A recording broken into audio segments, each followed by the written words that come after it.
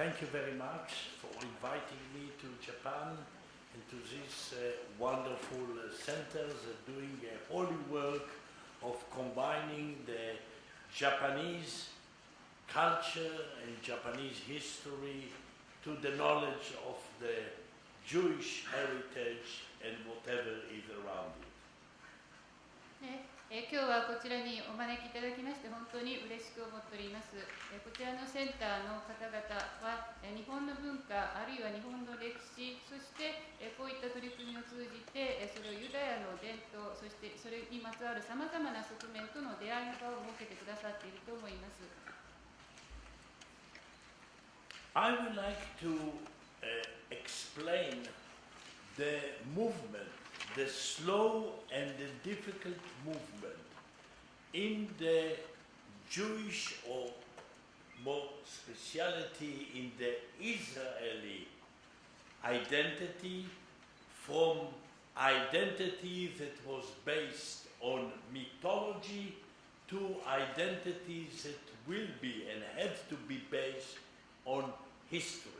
And I will try to explain all this matter in the first half of my lecture, and then to give you an example from my own writing. During the discourse on the proposed revision of the teaching of Zionism history in the possible exploding of Zionism myth, a strange but touching letter was published in one of our leading newspapers. And he was asking in his letter, is there any possibility to do, of course, to continue to do the historical research and to reveal the historical truth on what was done in the last 100 years, but without damaging the myth, the mythology of the Jewish identity during 2000 years.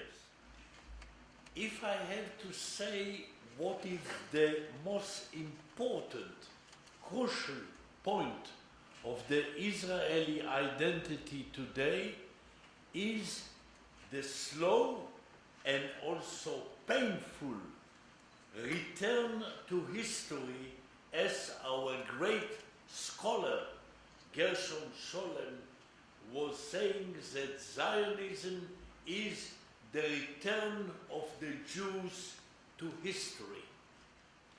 This was a strange and even provocative saying of this great scholar Gershom Scholem, that only by Zionism Jews are now returning to history.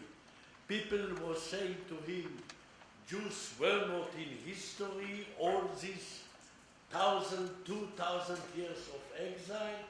He was saying, no, the Jews were keeping themselves in mythology and not in history. And I will try now to explain what is the meaning of these two poles of identity as I see.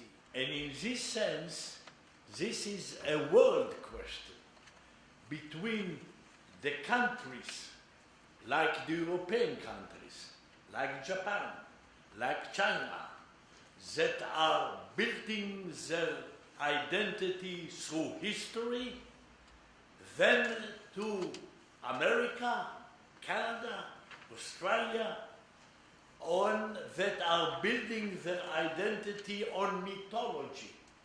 And the basic elements of the problem of globalization is the problem between identity of mythology, as the United States is pulling it very hard, and the identity of history. When the Americans saying, leave it, this is history, they say it is not important, this is history. While when the French are saying, be careful, this is history. and my short visit in Japan teach me that you are also in the conception of historical identity and not mythological identity. What is a myth? What is the meaning of this elusive, so vital concept? Roland Barthes, the famous researcher of culture, speaks of myth and mythology as acceptance of the world as it wants to be and not as it is. The word myth derives from the Greek mythos in the sense of a factually true condition, as in Homer's writing, the noun denotes great authority and the verb denotes true telling. In Greece, according to the encyclopedia, myth is an attempt to explain the relationship between rationality and philosophical truth, morality and religious belief, a pre-scientific attempt to interpret a certain real or imagined phenomena via the gods' relationship among themselves and with human beings. It is the human myth, it is the human truth and not the truth itself. 従いましてこれは人間の神話であり、そして人間にとっての真実であり、真実そのものではないということです。 This is the reason why we use the word myth in two opposite sense. When we say this is myth, meaning this is the super truth, this is the most important truth, this is above any historical examination. Or, in the other sense, when we say this is myth, meaning this is not the truth, this is only mythology, this is not the real truth, this is only what we have done to imagine something, but it is not the real truth. So it is, the myth is running between super truth to lie, to something that is not true at all. This is the reason why mythology is very much connected to religion. And if we speak, for example, about the crucifixion of Jesus, people don't care if it was 30 years AD or it was in another time. The question of his crucifixion is becoming a true fact that is beyond the specific time and place in which it was done. And this is the reason why it can be spread all over the world without the real connection to the historical circumstances in which he was crucified, who he was exactly, and what was the political situation in which he was condemned to death. The Jews, for which the religious element are even for many times stronger than their national belonging or their national identity, could live all over the world without connection to territory, without connection to language, without connection to the people as it was an entity. Jews could live alone in very remote countries without seeing another Jew, but still could keep their identity without even Jews around them. When the American was coming to Baghdad in the last war, they found there a Jew, one Jew, that was living in Baghdad for about 30 or 40 years without any connection to another Jew. And still he could keep his identity through the mythology and through the religious element of his identity.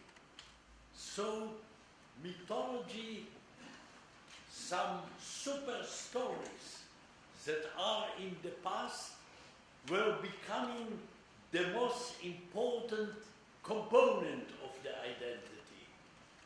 Not the belonging to the territory, not to the relationship to the languages.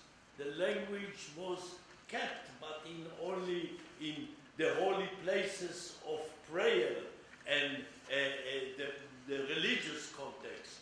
But Jews were speaking in different languages. They could not even speak to each other. They could not know the same language. They did not use the same language. They did not live together. They were spreading all over the world. And the elements of the history was becoming by themselves mythology, and I will give at least 2 or 3 examples. そして、過去に起こった出来事、神話そのものがストーリーを超えたスーパーストーリーとなって、そしてそれがユダヤ人のアイデンティティの中で最も重要な要素となっています。で、領土に特定の土地に帰属していたわけではない。そして、ユダヤ人の言語というのは、それは存在していたのは、そのいわゆる聖なる、すなわち祈り儀式の領域に限られていました。そして、日常使っていた言語によってユダヤ人のアイデンティティが規定されていたわけでは全くありません。実際ユダヤ人は各国でいろいろな言語を話しておりましたので、仮に出会うことがあったとしても、言葉が通じなかったのではないかと思います。そしてユダヤ人は世界中に離散をして、そしていろいろなところで暮らしてきた。また同時に歴史的な出来事もそれが神話になっていく、神話化されるということも起こっておりました。これについては例を述べていきます。I will give you an example. We had the first temple was destroyed by the Babylons in 580 before Jesus Christ. The second temple was destroyed on 70 AD after Jesus Christ. The difference between these two destructions are about 600 years. The circumstances were totally different. The world of Babylon was another world. The world of Roman destruction was totally different. The difference was between 600 years between these two destructions. But the Jews were commemorating the destructions of these two temples in one day. Meaning in one day there was the commemoration of the destruction of this temple and the other temple.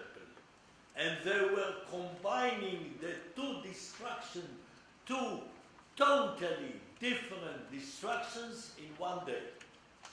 So it was not historical anymore.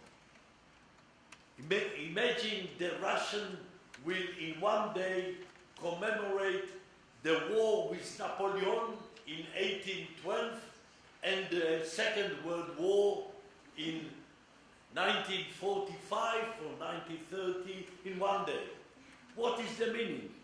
The meaning is no historical reference anymore, but only the conception of destruction. The conception of destruction. This is mythology. They have taken the two stories, the two historical stories, and make it mythology in one day, speaking about destruction. Or I will give you another example. We have our great religious scholar Rambam, Rabbi Moshe ben Maimonides.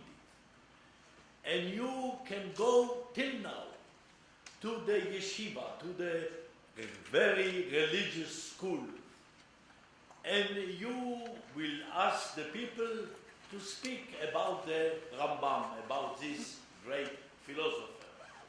And they will give you by heart, pages of what he was saying and what he was writing. But if you will ask the Jews during hundreds of years, where was the Rambam when he was living? Who was influencing him? Who was, in what sense he was connected to Aristotle or to the Islamic thinking philosopher of his time? Nobody can give you answer. I'm not thinking about scholars, but I'm thinking about the simple Jew during hundreds of years. The historical context of the Rambam was not important for them. What was important was his writing. But all the historical context in which the Rambam was living, in which the Rambam was acting, the influence of the Muslims and the Greek philosopher on him, all this was irrelevant for the Jews.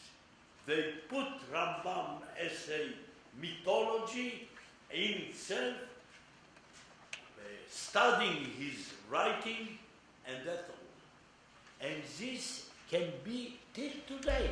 If you go to the yeshivot in Brooklyn or in Jerusalem or in another places and see the religious, the very, I would say, pious religious studying the Rambam, they don't care about his historical context, but only taking him already as a mythology and studying his work.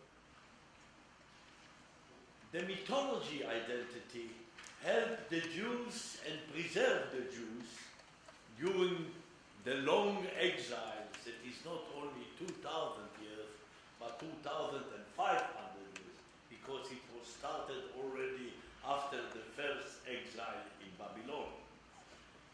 What was the advantage of this mythology identity? First of all, the movement.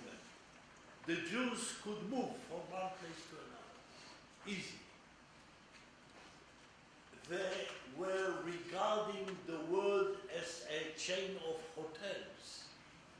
You can go from here to there, from there to here. You don't have obligation to the preservation of what you have done in the place. I was going in the last day with Doron Cohen to we were going to many temples here. And I was astonished to see this statue is from 1624, and this thing is from 1421. All the elements are well in the chronological memory. And it is important that this is the style of this, and this is the style of this, and this was the meaning of this artist, and this was the meaning of this artist. And this is the same thing when I go to France, or to Italy, or to other places. While the Jews were for 1,000 years in Poland, 1,000 years in Poland. And if you go to Poland today and ask what was the shape of a synagogue in the 14th century, of a Jewish synagogue, or of another element of the kitchen in the Jewish house in the 16th century, you will not find nothing.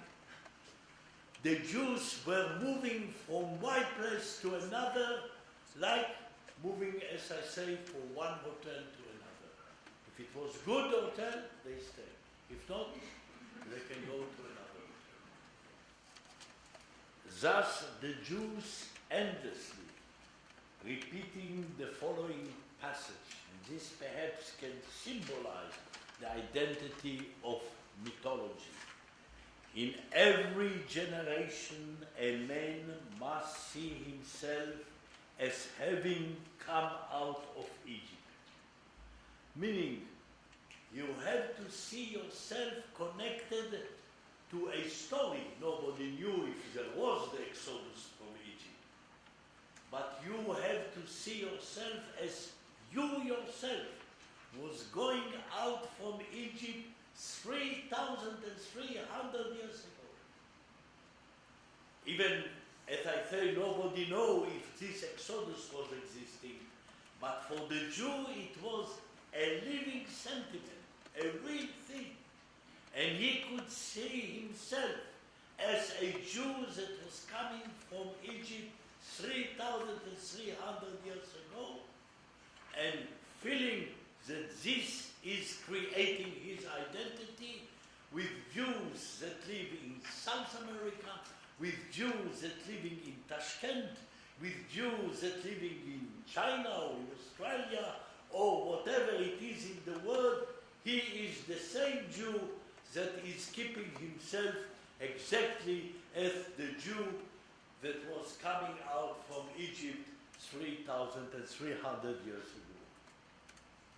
それはユダヤ人が常に繰り返している言葉に表されているのではないかと思います。すべての各世代においてユダヤ人は自らをエジプトを脱出するユダヤ人とみなさなければならないのだという言葉です。でこれはストーリーとしてのそのストーリーにユダヤ人のアイデンティティが強く結びついているということであります。その出来事は3300年前に起こって、そしてどこまでが真実かということはもはや問題ではなく、ユダヤ人が今も常にその自分は今エジプトを出した存在であるというふうに生き生きとした感覚を持っているということです。そしてそれがすなわちアイデンティティとして共通のアイデンティティとして自分はユダヤ人であるという気持ちをその人が南米にいようと、タシケントであろうと、中国であろうと、オーストラリアであろうと、そのアイデンティティの基礎になっているわけであります。What was the adventures and the non-adventures of this kind of identity?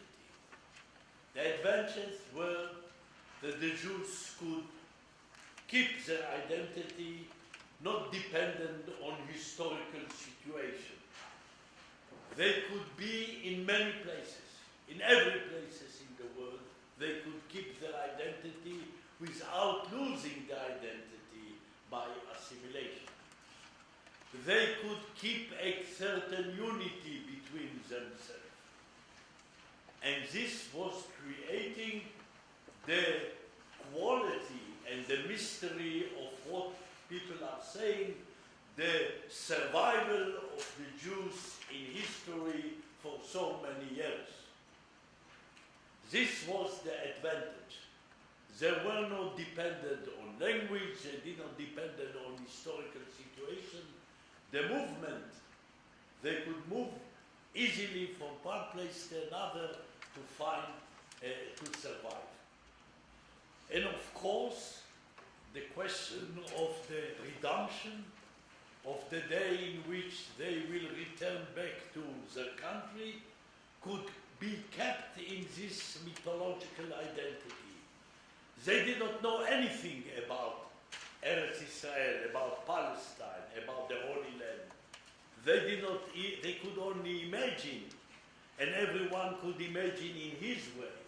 But they could say, when the Messiah will come, we will go back there to the place in which was our origin.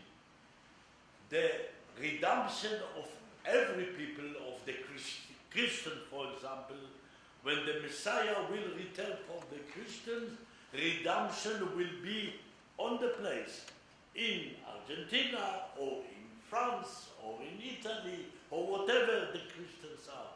But for the Jews, the redemption is to go back to their homeland, but about the homeland because the homeland itself was becoming a kind of mythology. そして、メシアが現れて人々を救う、その時には、ユダヤ人は、祖国に帰還するのであるという、この強い気持ち、これにつきましては、実はユダヤ人はパレスチナがどんなところか、あるいはそのいわゆるその聖地と言われるところがどんなところかということを全く知らなかった。そして創造の世界でそのことを考えていたわけですが、どう創造するかというのは個人の創造に任されていたようなところがあります。しかし、メシアが現れて、そしてユダヤ人はその生まれた土地に戻るのであるという気持ちが強くあるということです。一方、同じくその救世主によって救われるという考え方はキリスト教にありますけれども、キリスト教徒の場合にはそれは自分が今アルゼンチンに住んでいるイタリアにいるのであれば、その場において贖いは達成されるというふうに考えられている。一方でユダヤ人の場合には、祖国に、民族の発祥の地に戻るのだというふうに考えている。そしてそのホームランド、祖父の地自体が実はもうすでに神話的な存在になっています。But the disadvantages were far more serious of this identity. First of all, the fact that the Jews, without the historical conception and awareness, could not understand some of the dangers in this kind of sitting among the other people with this kind of identity. They became themselves a mythos. And as we know especially from the Second World War, but also from the Middle Ages, from the Crusade, and from the Inquisition period in Spain, the Jews were becoming a mythos by himself. And the mythos of the Jews, the wandering Jews, who is the Jew? What is the meaning of the Jews? What is this kind of identity for the non-Jews in which the Jews were living, was becoming more and more dangerous, and we saw the terrible, the unbelievable destructions of the Jews in the Second World War by making them, by Nazi Germany that was working also on mythology. They have done from the Jews the opposite mythology of themselves, the opposite identity of themselves. And the destruction of the Jews in the Second World War was the most terrible destructions ever a people had occurred. Not for territory, not for money, not for religion, not for ideology. They were killed in 6 years, a third of our people as microbes, for nothing. Only on the conception of mythology. This was the reason why Zionism was returned to history.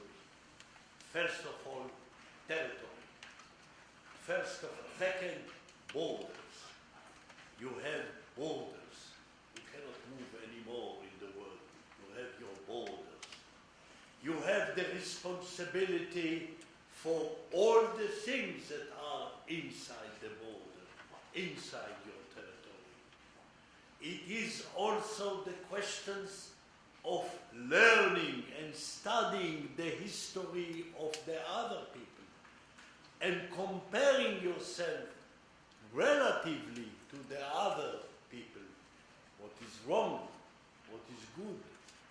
You cannot repair, you cannot ratify, you cannot change the mythos, but you can change history.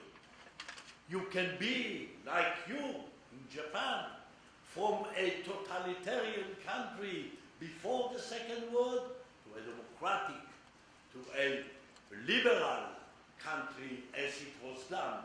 You can change yourself in history. Mythology cannot be changed. Or you can take it or you can leave it. But you cannot change mythology. You cannot change the conception of mythology. While in history you can develop, you can change for the best, you can change for the worst, you can compare yourself, you are in a real historical context. This is the return of the Jews today to Israel. It is not easy. The Jews are used to the mythology of their identity. The religion element are inside ourselves. The connection to United States is not good for historical things because there are also mythological countries. This is the way in which we are now working very hard and not always with success. Who is doing also the work of history? Art, literature, painting, music, but mainly literature. I was asking myself why the British are playing again and again Shakespeare. Again and again Shakespeare for hundreds of years. Not only because Shakespeare is a great genius playwright, but also that through the plays of Shakespeare, they understand the code of their history. They understand themselves through the codes that have been British and English in the past. They are shaping their identity through Shakespeare. This is the French who are doing it with Molière and Racine. This is every country that wants to understand itself. Art is coming, stories are coming, and bringing elements from the past to understand your historical evaluation, historical line in which you have been gradually developed. In Israel and in the Hebrew literature, it is not easy to do historical novels. Because, first of all, Jews were spreading all over the world, and the history was spread into pieces. But I would like to tell you, through one of my work, how it was difficult to evoke history of the Jewish history, but in the same time, how for me it was important. I was going far away. It was, as you remember, about 12 years ago, there was the changing of the millennium, of the Christian millennium. And I was saying to myself, if I want that someone will remember us in 1,000 years, we have to remember those who were living 1,000 years ago. So I was creating a story about two Jewish communities in the end of the first millennium. A novel that is called The Journey to the End of the Millennium, the first millennium. And this was about two Jewish communities that were far away from each other. The community in the south, in the Islam world, in which there were, in those times, 90% of the Jews were living in the Islam world, and only 10% of the Jews were living in the Christian world in Europe. The Jews that were living in the south were more comfortable, more rich, and with good relationship, or at least a better relationship between them and the Arabs than the Jews that were living in the Christian world. Islam and Judaism are more close in many things than Christianity and Judaism. This was the conception in those times. The story is telling about a rich merchant living in Tangier in North Africa, in Morocco, who has 2 women. And he is sending his goods, his merchants, to Europe, and his nephew, who is without woman, and he is his agent.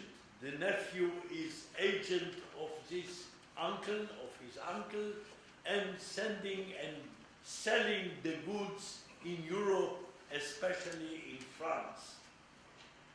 And then there is, in the end of the first millennium, a kind of an ordinance coming from the very small community of Jews living in the south of Germany, in Frankfurt, near Frankfurt, who are saying a Jew cannot have but only one woman, one wife, not 2. And it is forbidden for a Jew to have 2 women. Now, the merchant who is working with his nephew, there is a time he has 2 women, like it is not forbidden according to the Jewish law. And of course the Arabs have many women. The nephew is falling in love with a woman in Paris. And this woman are saying to him, if you have an uncle that have 2 women, you don't have to have any relationship with him. It is a forbidden Jew. You cannot have any relationship with your uncle. If not, I will not be your wife. If you will keep relationship with your uncle who has 2 women. And he cuts the relationship. The nephew wants to cut the relationship with his uncle. His uncle is very much upset. He is in very trouble because he loves this nephew very much, and the nephew is working very efficiently. So he decides to take a rabbi and to take also his 2 women and go to Paris by boat in order to say to this woman, to the new wife of his nephew, that it is possible to have 2 women and to love them equally. And she has to accept him. He wants to do a trial, what we call Din Torah, the law of the Torah, the law of the religious context, in order that she will accept it. This is the framework of the story, and what is happening, I don't want to tell you. Anyhow, he succeeded in the first thing, and then he failed. Whatever is happening, it is very, very complicated. But, and this is the point that I want to stress, the fact that to create the Jewish world of 1,000 years ago was so difficult. So difficult. I could create what was Paris 1,000 years ago, because the French were keeping very, I would say, in details, all the details about Paris 1,000 years ago. You can see what was the building, every building in Paris 1,000 years ago. But how I can recreate the Jewish world without any real element? To finish this story and to finish the lecture, I was helped so much by the historians, because no Jewish building, no language was between the Jews, and still I could take from the historian through the Jewish text the details in order to create a novel. A novel is not ideas, the novel is a reality. You have to bring reality. And it was an exciting experience to rebuild two Jewish communities in the end of the first millennium. How they were negotiating between them, how they could come to a solution without a pope, without a king, without a prince. There was no authority on the Jews. Every Jew can interpret his way, his religion, his identity according to himself. But still the Jews have to keep the unity between them. So they have to do a free negotiation about the moral and the religious codes between themselves. Without authority, without an emperor, without a prince, without a priest, without a pope, without, only one against the other. And still, the discovering of the life of the Jews were full of surprise. In one hand, there were things that I was asking the historians, is it right to write like this? Is it correct? I'm not doing an anachronic interpretation. They were warning me about this, about that, about that. For example, I wanted to give to the Jews potatoes to eat. They say to me, be careful, they will eat potatoes only in 500 years. There is no potatoes, there is no tea, there is no many things that you imagine that they have done. But in one thing, they give me a fact about a Jewish synagogue of women, only synagogue of women in the first millennium, in the end of the first millennium in Frankfurt. And this, for me, was a revelation that many things that are coming from history, the mythology is covering it and not paying attention. But by rebuilding the historical context through art, through other means, you can rebuild your identity with the mistake, with the failures, with the success, to learn, to correct yourself. And this, perhaps, the experience of Japan can also teach us.